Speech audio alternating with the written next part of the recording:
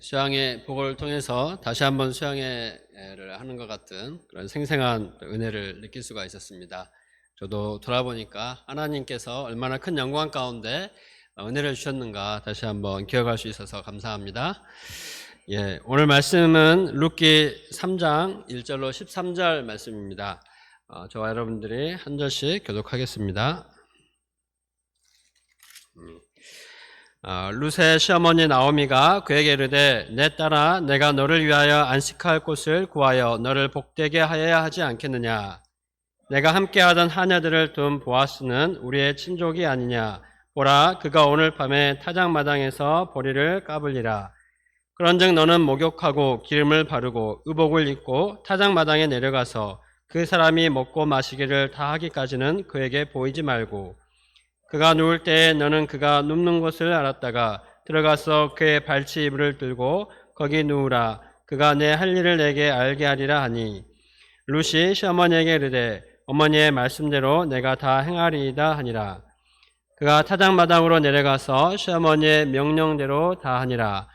보아스가 먹고 마시고 마음이 즐거워 가서 곡식 단 더미의 끝에 눕는지라. 룻이 가만히 가서 그의 발치 이불을 들고 거기 누웠더라. 밤중에 그가 놀라 몸을 돌이켜 본즉 한 여인이 자기 발치에 누워 있는지라.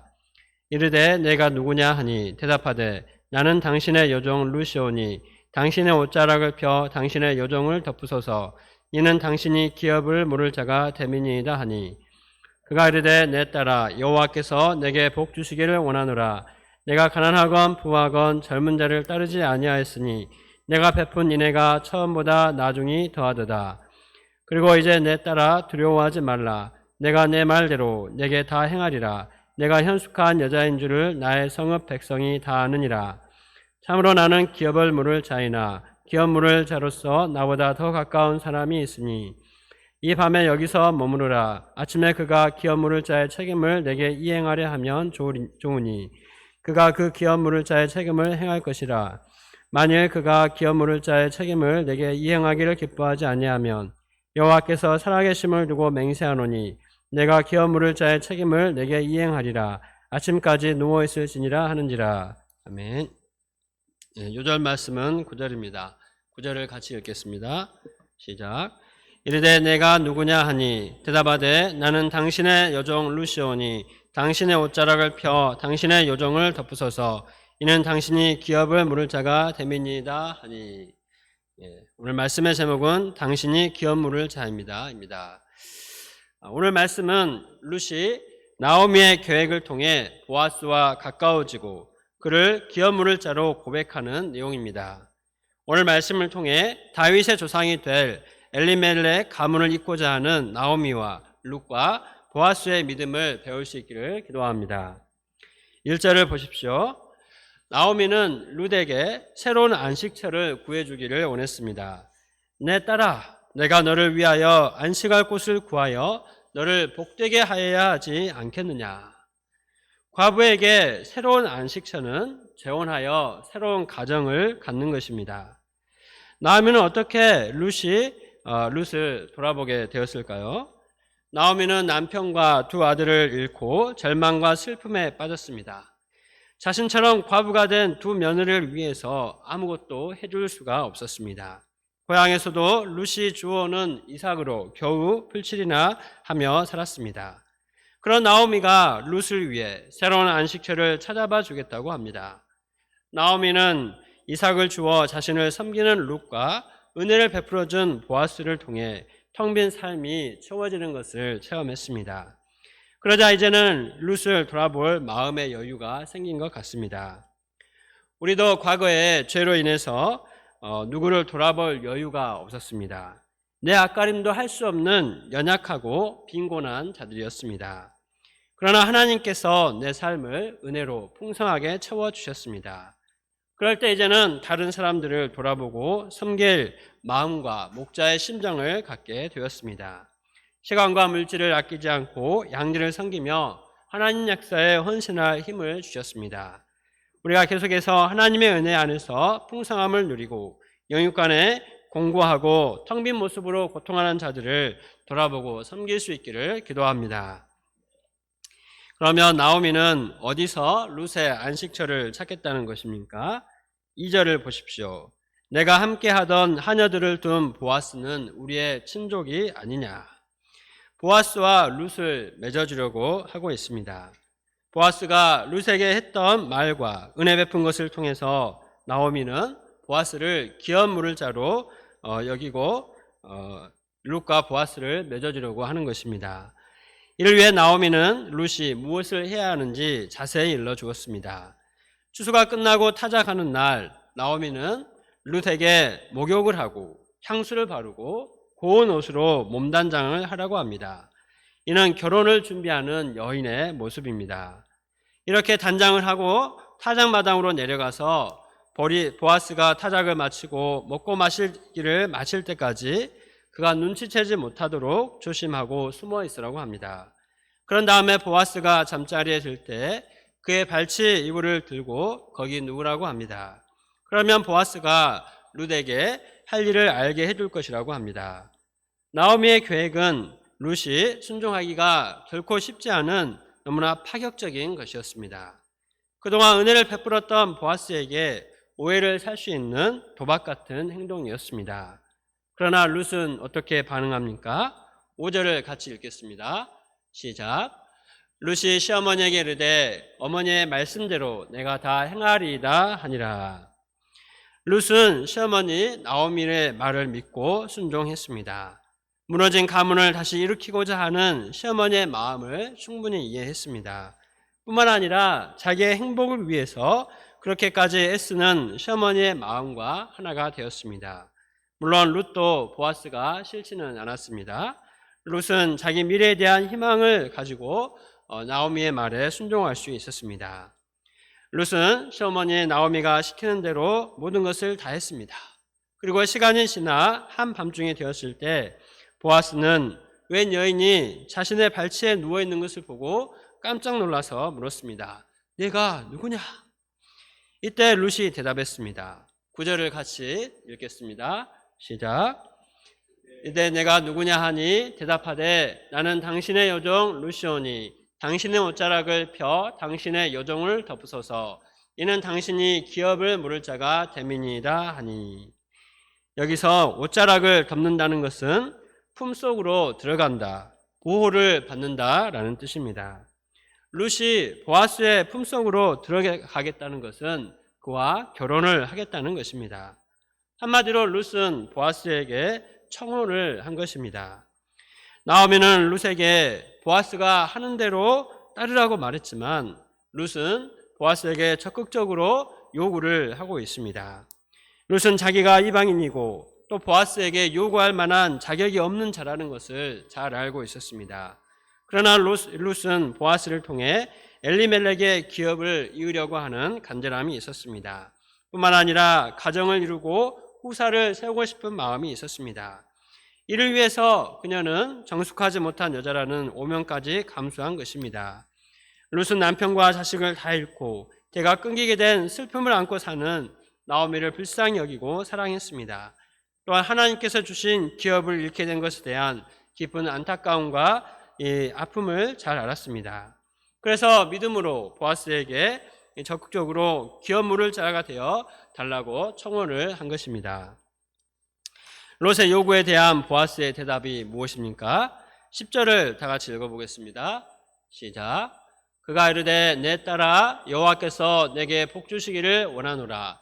내가 가난하건 부하건 젊은 자를 따르지 아니하였으니 내가 베푼 인애가 처음보다 나중이 더하도다. 보아스가 볼 때 룻은 아직 젊었습니다. 얼마든지 자기보다 더 젊은 남자를 따라가서 행복하게 살 수도 있었습니다. 그러나 룻은 그 길을 택하지 않고 보아스에게 왔습니다. 보아스는 이런 룻에게 내가 베푼 인애가 처음보다 나중이 더하다라고 했습니다. 여기서 처음은 룻이 고향을 버리고 시어머니 나오미를 따라 예루살렘에 온 것을 말합니다. 나중은 룻이 시어머니의 말에 따라서 보아스의 품으로 들어온 것을 말합니다. 보아스는 룻이 자기에게 온 것을 인애로 보았습니다. 그 인애가 지난날의 인애보다 더 크다고 인정했습니다. 룻에게는 보아스와의 결혼을 통해서 무너진 엘리멜렉의 가문을 일으키고자 하는 마음이 있었습니다. 이것은 룻이 하나님의 기업을 계승하고자 하는 분명한 믿음의 행동이었습니다. 보아스는 룻의 이러한 인애와 믿음을 보았고 또 룻을 귀하게 여기며 축복해 주었습니다. 무엇보다 하나님께서도 하나님의 은혜를 구하는 룻을 귀하게 여기시고 그녀를 하나님의 구속 역사에 사용해 주셨습니다.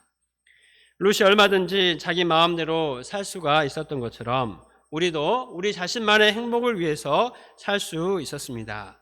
그러나 우리가 하나님의 일에 관심을 갖고 그 일을 위해서 우리 자신을 드릴 때 하나님은 이것을 인애로 보십니다. 하나님은 이런 인애를 가진 자를 축복하십니다. 이번 국제 수양회 후에 선교지를 방문하며 여러 선교사님들을 만났습니다. 선교사님들은 얼마든지 자기를 위해 살 수 있었지만 예수님을 배우고 양들을 향한 이방 양들을 섬기고자 하는 인애와 상한 목자의 심정으로 충만하신 분들이었습니다. 워싱턴의 박엘리아 선교사님은 전남대에서 교수 자리를 보장받는 촉망받는 인재였습니다. 그러나 모든 것을 다 내려놓고 선교사로 나갔습니다. 선교지에서도 믿음으로 500대 1의 경쟁률을 뚫고 미국 연방정부 공무원으로 취업을 하고 또 한 지부를 이 책임 목자가 되어 섬길 수 있는 능력이 있었습니다. 그러나 책임 목자가 된 동료 선교사님을 겸손한 자세로 동역하며 열심히 양들을 섬겼습니다. 그럴 때 워싱턴 센터는 성령의 역사가 충만하여서 많은 제자들이 세워지고 아름다운 동역을 이루는 은혜로운 센터가 되었습니다. 필립 브라운 목사님이 워싱턴 센터 역사를 계승하여 섬기며 이번 국제 수양회에서도 말씀을 은혜롭게 전했습니다. 김누가 마리아 선교사님도 어떤 선교사님들보다 열정적으로 양들을 사랑하며 섬기고 있었습니다. 예배 후에 요해 모임을 하는데 김누가 선교사님 묘회는 20명이 다 되는 많은 양들과 모임을 하는 것을 보았습니다. 너무나 진지하게 모임을 하고 있어서 사진을 찍고 싶었는데 못 찍었습니다. 실례가 될까봐. 그동안 얼마나 열정과 심정을 다해 복음을 전하며 섬겼는지 알 수 있었습니다.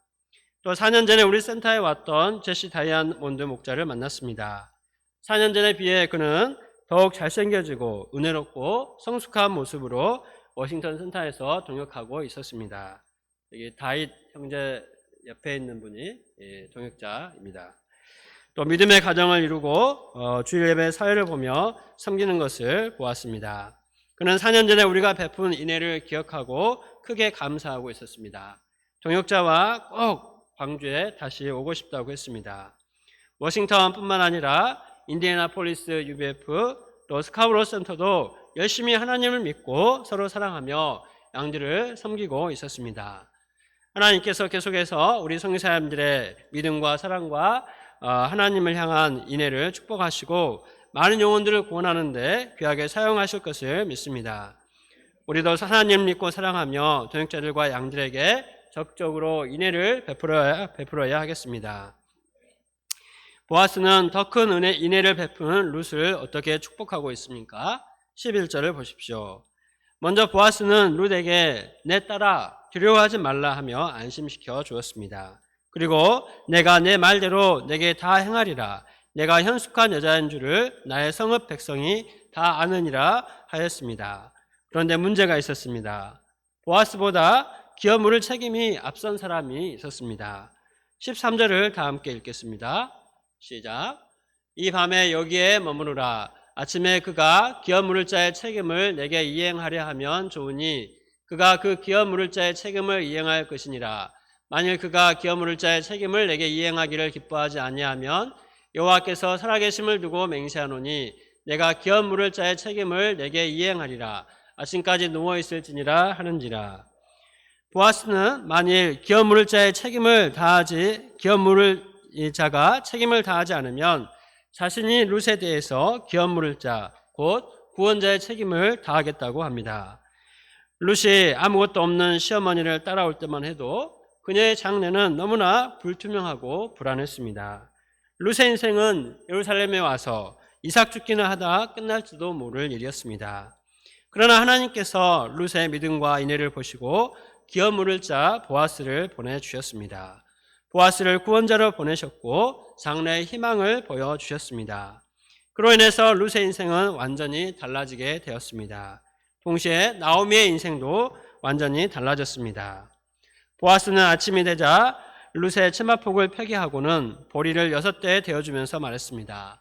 빈손으로 내 시어머니에게 가지 말라. 텅 비었던 나오미의 삶이 기업 물을 자 보아스로 인해서 가득 채워지게 되었습니다. 우리는 보아스를 통해서 우리 인류의 구속자이신 하나님의 모습을 엿볼 수가 있습니다. 하나님께서 애굽에서 종살이하던 이스라엘을 구원하시고 자유인이 되게 하셨습니다. 동시에 종되었던 땅 애굽에서 건져내셔서 아브라함에게 약속하셨던 가나안을 기업으로 주셨습니다. 기업 물을 자 하나님으로 인해서 이스라엘은 텅 빈 삶에서 젖과 꿀이 흐르는 아름답고 풍성한 삶을 누리게 되었습니다. 이처럼 오늘날 우리에게도 기업 물을 자가 있습니다. 바로 예수 그리스도이십니다. 죄에 얽매여 하나님의 축복을 상실한 우리를 원래 상태대로 회복시키기 위해서 예수님께서 오셨습니다. 과거 기업 물을 자가 땅이든지 사람이든지 그 무엇을 물으고자 하면 반드시 속전을 지불하고 물러야 했습니다. 마찬가지로 예수 그리스도께서도 당신의 고귀한 생명을 십자가에서 속전으로 내어주시고 우리를 죄와 죽음에서 구속해 주셨습니다. 그리고 마치 보아스가 엘리멜렉 가문을 이어주듯이 예수 그리스도께서 천국 기업을 사셔서 우리에게 주셨습니다. 우리가 이 예수님께로 나아갈 때 우리를 결코 외면하지 않으십니다. 주님은 우리에게 말씀하십니다. 내가 기업 물을 자의 책임을 내게 이행하리라. 주님께서 우리를 위해 기업 물을 자의 책임을 져주시면 우리의 인생은 놀랍게 달라집니다. 절망의 인생이 희망의 인생으로, 텅 빈 인생이 풍성하게 채워지는 인생으로 바뀌게 됩니다. 더 나아가 하나님의 만민 구원 역사에 귀하게 쓰임받게 됩니다. 오늘 말씀을 볼 때 우리는 하나님이 우리에게 세상이 줄 수 없는 인애를 베풀어 주신 것을 배웠습니다. 인생의 기업 물을 자가 되어주시는 예수님을 통해서 우리 인생을 얼마나 풍성하게 채워주셨는지 생각해 보게 되었습니다. 우리가 이 하나님의 은혜를 의지하여 죄로 인해 텅 빈 인생을 사는 불쌍한 영혼들에게 인애를 베풀며 기업 물을 자의 책임을 이행할 수 있기를 기도합니다.